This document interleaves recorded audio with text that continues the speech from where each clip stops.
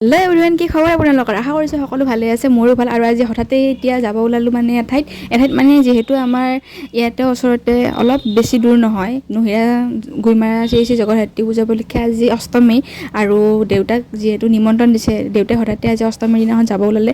মায়ে দেউতাৰ লগতে মোকো যাব ক'লে। কালি নৱমীৰ দিনাখন যাব পাৰোঁ নে নোৱাৰোঁ, লগ পালে যাম কালি। আৰু আজি তাৰ কাৰণে জল্দি ওলাই ৰেডি হৈ আহিলোঁ দেউতাৰ লগত। এতিয়া আহি পালোঁ নহিৰাৰ গেট। এইটো এইবাৰ প্ৰথম বনাইছে আৰু নেক্সট এটা গেট পাম, তাৰপিছতে আমি পূজা মণ্ডপ পাম। আপোনালোকক দেখাই আছোঁ, এয়া এইটো পালোঁ, গাড়ীখন থৈ আমি এতিয়া সোমালোঁ আৰু এতিয়া সেৱা কৰিম আৰু আপোনালোককো দেখাই দিছোঁ মা জগতধাত্ৰী মাক।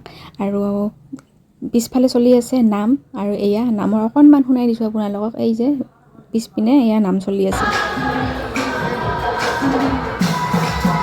দেউতাই এতিয়া অলপমান পইচা দিব গৈছে কমিটিখনৰ, আৰু কমিটিত পইচা দিয়াৰ কাৰণে আমাক চাহ খাই যাব ক'লে। আৰু এতিয়া দেউতা আৰু মই বহিলোঁ। দেউতাই ভাবিছে কি কৰিছে বুলি, মই ভিডিঅ' বনাই আছিলোঁ তেনেকৈ। দেউতাও চাই আছিলে মোৰ পিনে, মানে মোবাইলটোৰ পিনে। আৰু এয়া এনেকৈ মানুহে কিছুমানে চাহ খাই আছে আৰু আমাকো ইয়াতে দিলে এতিয়া চাহ। আৰু এয়া কমিটিৰ মানুহে ফটো উঠিছিলে, তাৰ কাৰণে তেওঁলোকক অলপ দেখাই দিলোঁ। আৰু এতিয়া খিচিৰি ভোগ খাবৰ কাৰণে লৈ আহিছে আৰু এতিয়া খাই যাম। আৰু এতিয়া ভোগ খাই অকণমান দোকানবোৰ চাওঁ বুলি দেউতাক লৈ আনিলোঁ টানি। আৰু দেউতাইতো এনেকুৱা এইবোৰ ৰাপ নাই, দোকান চোৱা কিবা চোৱা, মানে নিমন্ত্ৰণ ৰক্ষা কৰিবৰ কাৰণেহে আহিছিলে। আৰু মই এটা দুটা কিবা ল'লোঁ বাৰু, আৰু তেনেকৈ দোকানবোৰ গোটেই চাব যিহেতু নোৱাৰিলোঁ, তেনেকুৱাকৈ বেছি একো লোৱা নাই। আৰু এয়া মানুহবোৰ চাওক অষ্টমীৰ দিনাখন। আৰু এইটো মই, আৰু বাকী আপোনালোকক পিছফালৰ ঘৰত দেখাই দিলোঁ। আৰু এয়া এতিয়া মিঠাই লওঁ বুলি আহিলোঁ, আৰু এতিয়া মিঠাই লৈ ঘৰলৈ বুলি দুয়োটাই আহি গ'লোঁ। আৰু দেউতাই যিহেতু তেনেকৈ দোকানবোৰ নাচালে আৰু ময়ো চোৱা নহ'ল, আৰু ঘৰলৈ মিঠাই লৈ আনিছোঁ আৰু বেলেগ বাকী একো আনা নাই।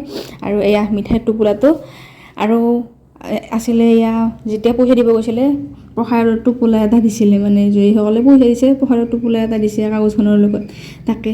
আৰু তেনেকৈ বেলেগ আনা নাই। আৰু এইটো আনিছিলোঁ পাণ, মানে পাণ এটা লৈছিলোঁ, কিন্তু তিৰোতাজনেও মানে বনাব নাজানে ভালকৈ বোলে, মানে গাঁঠি দিব নাজানে পাণটো।